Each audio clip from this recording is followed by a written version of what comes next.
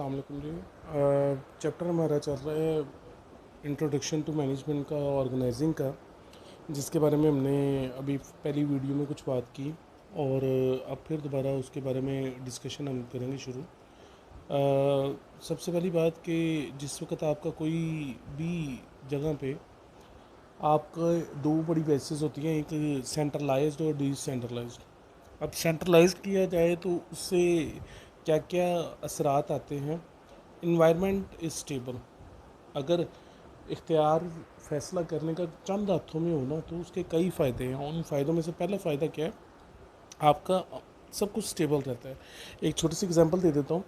अगर आपने आपस में दोनों 10 से 12 लोगों ने कमिट करना हो ना, या कोई फ़ैसला करना हो कि कहाँ जाना है, क्या चीज़ नेक्स्ट वीक हम प्लान करेंगे, तो वो कभी भी फ़ैसला नहीं हो सकता। हाँ, अगर आपको फ़ैसला करने के लिए कोई ऊपर मैनेजर या कोई सीनियर बैठा हो, वो बता दे कि भाई यहाँ पे जाना है, ये काम है, ये ऐसे है, तो वो फ़ैसला भी हो जाता है और प्लान भी बन जाता है, तो स्टेबल रहता है काम।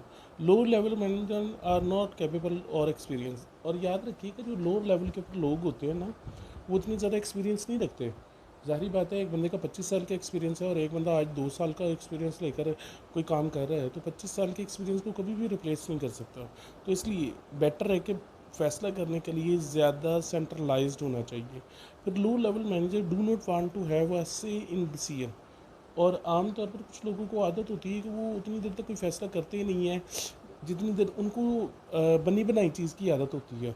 ठीक है ना, वो सुपरवाइज तो करवा सकते हैं मगर कोई डिसीजन नहीं ले सकते। तो डिसीजन आर रिलेटिवली माइनर। ठीक है ना, अगर छोटे छोटे डिसीजन हो तो वो कर लें, मगर कोई बड़ा डिसीजन जिनसे वो करते हुए उनको काफ़ी ज़्यादा चीज़ों का सामना करना पड़ता है। उसके बाद वो कहते हैं यदि decision organisation is facing crisis और रिस्क और कंपनी फेलियर, अगर कंपनी उस डिसीजन की वजह से फेलियर का सामना करना पड़ जाए, तो वो कल को जूनियर जो है वो इस लिहाज से उसके ऊपर क्या कहते हैं इम्पेक्ट नहीं डालता। और याद रखिएगा, जब कंपनी बहुत ज़्यादा बड़ी हो तो फिर ये आम तौर पर उसको क्या करना चाहिए, अपने आप को सेंट्रलाइज रखना चाहिए, क्योंकि कंपनी जितनी ज़्यादा बड़ी होगी, इन्वेस्टमेंट जितनी ज़्यादा बड़ी होगी, वो डिसीजन भी उतने ही ज़्यादा सीनियर मैनेजमेंट करे तो वो ज़्यादा बेहतर होगा। नेक्स्ट जो उनसे है वो कहता है कि अगर डिसेंट्रलाइज का देखूँ तो वो कब आपका इन्फ्लुएंस डालता है, इन्वायरमेंट इज़ कम्प्लेक्स और अनसर्टन। जब आपके डिसीजन करने के लिए आपको कई दिमाग की ज़रूरत हो तो तब ये सारा कुछ किया जाए। आपकी जो उनसे रोज़ बरोज़ चेंजेस आ रहे हो तो ऑटोमेटिकली इन्वायरमेंट के हिसाब से आपको फिर लोगों को इतनी पावर ज़रूर देनी चाहिए कि वो खुद डिसीजन कर सकते हो। Low level manager are capable and experience at making the decision. जहाँ पर लोअर मैनेजर इस काबिल हों कि वो डिसीजन ले सकते हों, ठीक है, या आपको लग रहा हो कि वो ज़्यादा बेटर तरीके से परफॉर्म कर सकते हैं as compare to the more जो अपर मैनेजर हैं। Lower level manager wants to voice in decision. जहाँ पे आपको पता हो कि कोई फैसला लिया तो कल को मुझे लोगों की तरफ से सामना भी करना पड़ सकता है मुश्किलात का। वहाँ पे आपको फिर फैसला करते हुए उनको बीच में शामिल कर लेना चाहिए, ताकि वो किसी भी तरह से आपको डिसीजन जो है वो सिर्फ आपका होगा, तो वो फिर ज़ाहिर बात है आपके अगेंस्ट जाएंगे, और जब वो सब ने मिलकर डिसीजन लिया होगा तो वो आपके ख़िलाफ़ नहीं जा सकते। Decision are significant. जहाँ पे सिग्निफिकेंट डिसीजन करना इंपॉर्टेंट हो, वहाँ पे सबकी राय लेना ज़रूरी होती है। जहाँ पे इम्पॉर्टेंट डिसीजन हो वहाँ पे ज़रूरी है कि वो डिसेंट्रलाइज रखा जाए, क्योंकि जितनी ज़्यादा लोगों का डिस्कशन होगी वो उतनी ही ज़्यादा मेजॉरिटी में आपको चांसेस उसके ज़्यादा होते हैं फ्रूटफुल होने के।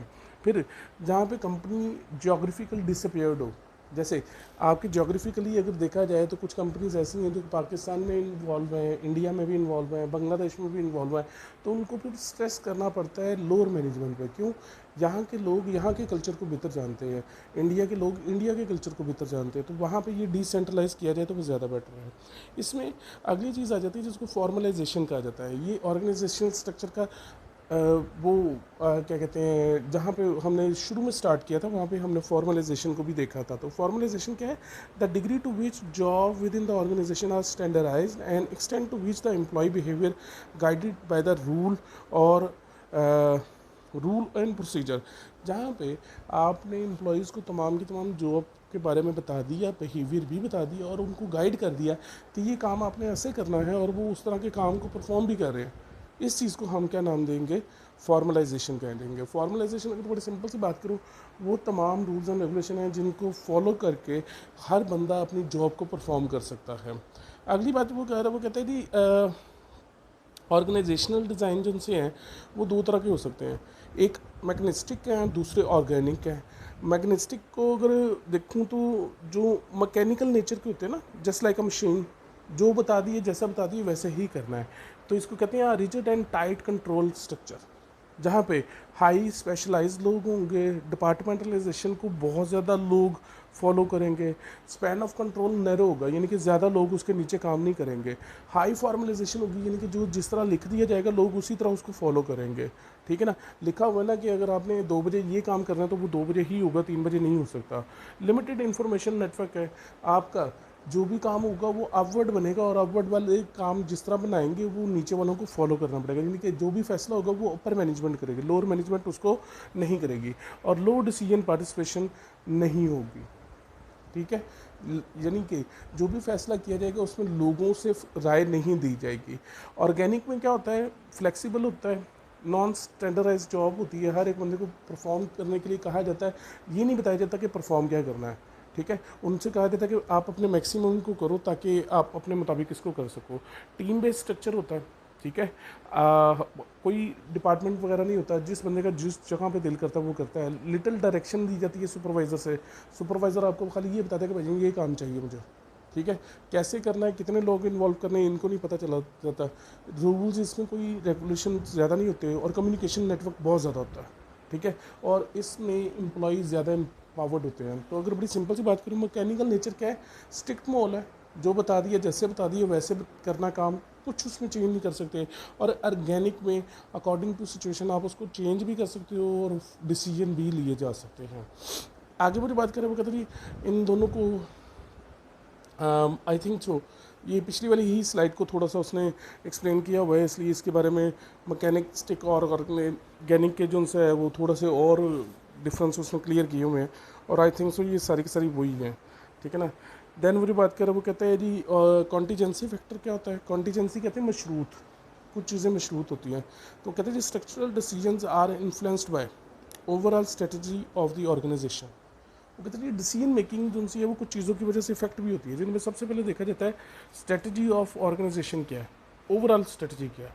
सेकंड, साइज ऑफ ऑर्गेनाइजेशन क्या है, स्मॉल साइज है, ग्रोइंग साइज है, मिड साइज है, लार्ज स्केल है या स्मॉल स्केल है, ये ज़रूर देखा जाएगा। फिर उसमें जो टेक्नोलॉजी यूज़ की जा रही है वो अब आउटडेटेड है या अपडेटेड है। अगर तो आपकी आउटडेटेड टेक्नोलॉजी चल रही है तो उसमें एक ही दफ़ा आपको जो सी चीज़ बता दी गई वही सारी ज़िंदगी चलते रहना है, और अपडेटेड है तो डे टू डे आपको उसके मुताबिक अपने आप को चेंज भी करना पड़ेगा। उसके बाद डिग्री ऑफ इन्वायरमेंटल अनसर्टेनिटी कितनी है, वो जो चीज़ परफॉर्म कर रही है कंपनी या जो ऑर्गेनाइजेशन चीज़ को बना रही है या कर रही है, क्या उससे मुतल्लिका तमाम क्या कहते हैं इन्वायरमेंट उसके साथ है या रोज़ बरोज़ उसमें चेंज आता जा रहा है। जैसे अगर बड़ी सिंपल सी बात करते रहो कंप्यूटर की और जो इंफॉर्मेशन टेक्नोलॉजी की, या कंप्यूटर के अंदर जो मुख्तलिफ़ किस्म की सॉफ्टवेयर होते हैं वो डेली बेसिस के ऊपर कई उसमें चेंजेस आती हैं। आपने देखा होगा प्ले स्टोर पे भी आप जिस वक्त ओपन करो, ठीक है, तो आपके डिफरेंट जो उनसे सॉफ्टवेयर होते हैं वो सारे के सारे अपडेटेड होते रहते हैं, यानी कि डे बाई डे उनमें चेंजेस आती रहती हैं। तो इन्वायरमेंट का बहुत ज़्यादा फैक्टर होता है इसमें।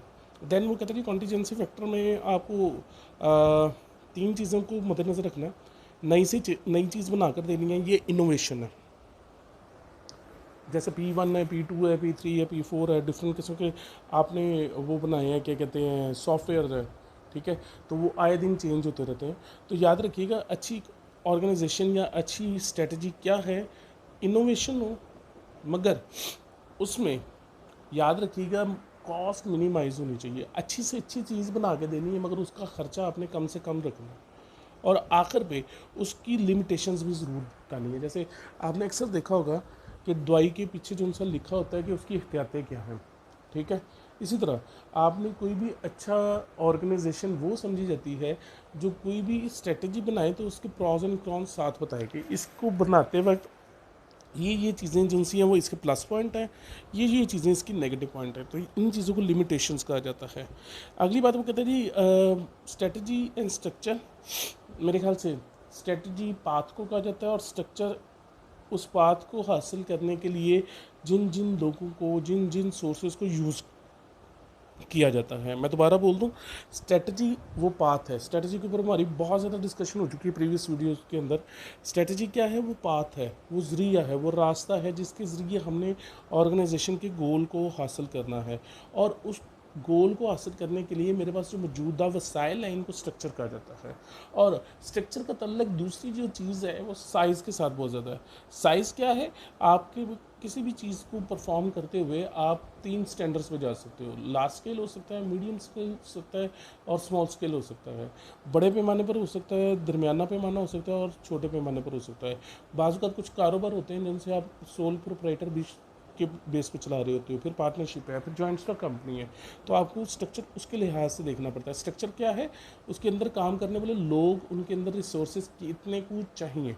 अगर तो मैंने सिर्फ और सिर्फ एक छोटी सी दुकान खोलनी है तो उसके लिए मुझे कैपिटल कितना चाहिए, लैंड कितनी चाहिए, लेबर कितनी चाहिए, इस चीज़ को देखना ये स्ट्रक्चर है। साइज़ के ऊपर डिपेंड करेगा। उसके बाद टेक्नोलॉजी का भी स्ट्रक्चर से बहुत ज़्यादा लेने देना है। टेक्नोलॉजी क्या है? मेथड ऑफ प्रोडक्शन को कहा जाता है। आपको जितनी भी चीज़ें प्रोड्यूस करनी है उनके लिए जो जो आपको मशीनरी चाहिए, जो जो काम करने के लिए लेबर चाहिए, ये सारी चीज़ें टेक्नोलॉजी में आ जाती हैं। जो टूल्स चाहिए, जैसे वो कहते हैं कि would mark classification of firm base complexity of technology employed. उसमें 3 तरह की चीज़ें थी। या तो वो यूनिट के लिहाज से प्रोड्यूस करें, या पूरी दुनिया के लिहाज से प्रोड्यूस करें, या प्रोसेस के लिहाज से उसको देख लें। तो ये तीनों चीज़ों को देखना, रूटीन टेक्नोलॉजी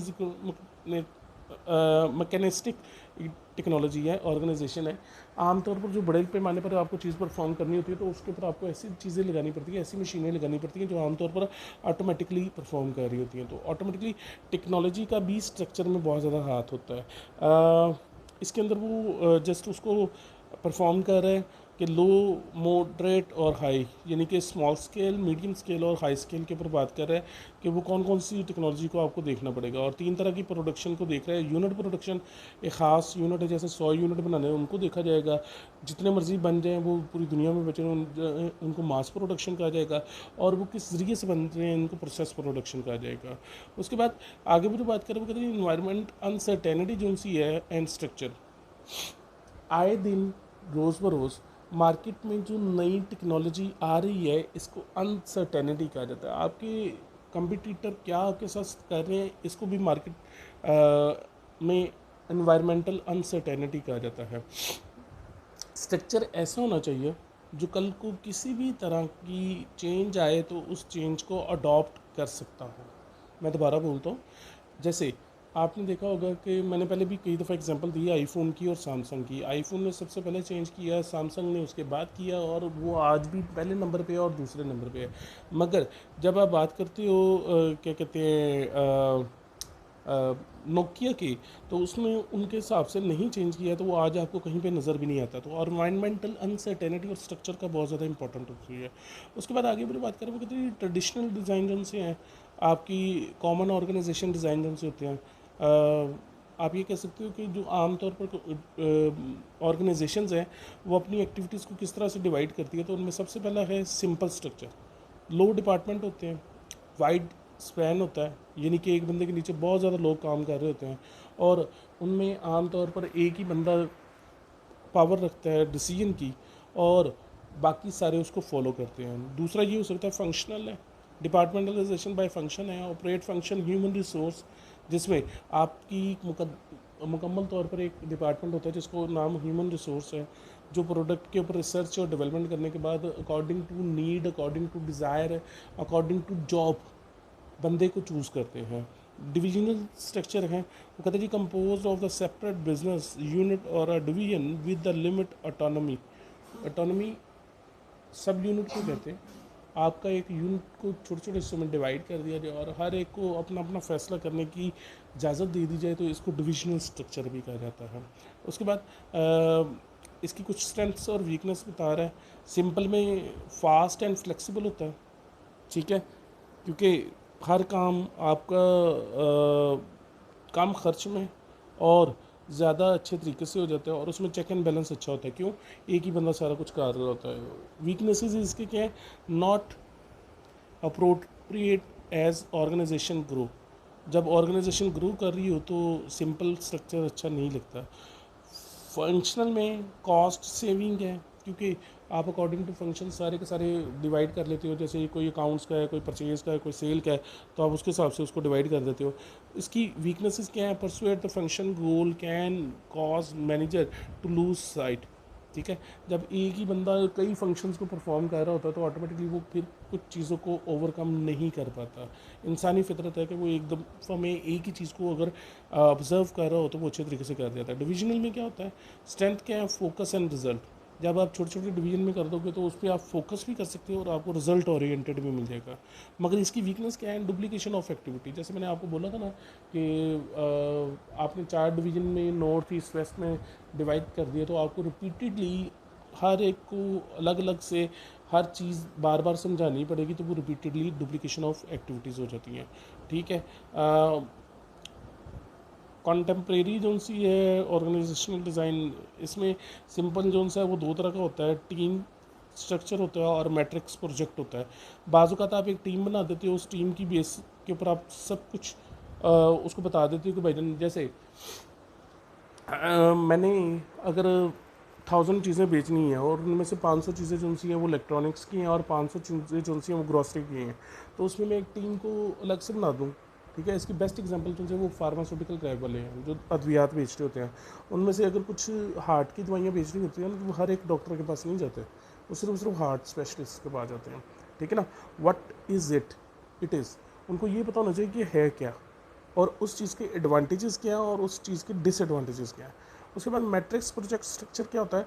जैसे एक कुछ मेडिसिन होती हैं जो जनरली हर एक क्या कहते हैं डॉक्टर को यूज़ करनी पड़ती हैं। इन्फेक्शन को कंट्रोल करने वाली जो मेडिसिन है वो आमतौर पर आपके किडनी लीवर कहीं पे भी हो, या फिर कुछ चीज़ें होती हैं जिनका तल्लक स्टमक से होता है। ठीक है, तो आपने देखा होगा जो डॉक्टर आपको मेडिसिन लिख के देता है साथ उसको साथ स्टमक की कभी कोई ना कोई मेडिसिन ज़रूर लिख के देता है, तो मैट्रिक्स प्रोजेक्ट स्ट्रक्चर उसको कहा जाता है। उसके बाद बाउंड्री लेस स्ट्रक्चर क्या है? जिसमें दोनों चीज़ों को आप कंबाइन कर लो और according to the desire, according to the need, कहीं पे भी आप उसको चेंज कर सकते हो। इसको बाउंड्री लेस स्ट्रक्चर कहा जाता है। अच्छा, ऑर्गेनाइजेशन डिज़ाइन में कॉन्टेम्परे अच्छा, ये सारी उन चीज़ों को एक्सप्लेन किया हुआ, तो थोड़ा सा इनको भी रीड आउट कर लेते हैं। तो टीम स्ट्रक्चर क्या है? The entire organisation is made up work groups और self manage team and empowered employees. ठीक है ना, एम्प्लॉयज़ को एम्पावर्ड कर दिया जाता है और वो टीम की शक्ल में हर एक बंदा अपनी अपनी चीज़ को परफॉर्म कर रहा होता है। मैट्रिक्स क्या है जी? Specialist from different function department assign to work the project led by the project manager. इसमें एक टीम मैनेजर बना दिया जाता है और उसके बताए हुए तरीक़ों पर लोग सारे के सारी चीज़ों को परफॉर्म कर रहे होते हैं। उसके बाद बाउंड्री लेस क्या है? And flexible and unstructured organisation design in the intent to break down external barriers between the organisation and its customer and supplier. इसका काम क्या होता है? Within the organisation, outside the organisation, customer, supplier और बाकी तमाम के दरमियान जो फ्लॉज हैं, जो डिफ़िकल्टीज़ हैं, जो बैरियर्स हैं, उन तमाम बैरियर्स को दूर करना। ठीक है, उसके बाद अगली चीज़ आ जाती है रिमूविंग एक्सटर्नल बाउंड्रीज में क्या क्या आ जाता है? सबसे पहले वर्चुअल ऑर्गेनाइजेशन है। ठीक है, वर्चुअल ऑर्गेनाइजेशन क्या होती है? An organisation that consist of a small core full time employ, जिसमें कुछ एम्प्लॉयज़ होते हैं और वो फुल टाइम काम कर रहे होते हैं। ठीक है, और वो स्पेशलिस्ट उन ख़ास चीज़ों के लिए उनको हायर करते हैं। जैसे एक अकाउंटेंट है तो वो जस्ट अकाउंटिंग का काम कर रहा है, कोई दूसरी चीज़ों को नहीं देख रहा। बाज़ ऐसी होती है जो नेटवर्किंग होती हैं, जिनका एक दूसरे के साथ लिंक होता है। कोई चीज़ कहीं पे बन रही होती है, कोई चीज़ कहीं पे बन रही होती है, उसको नेटवर्किंग कहा जाता है।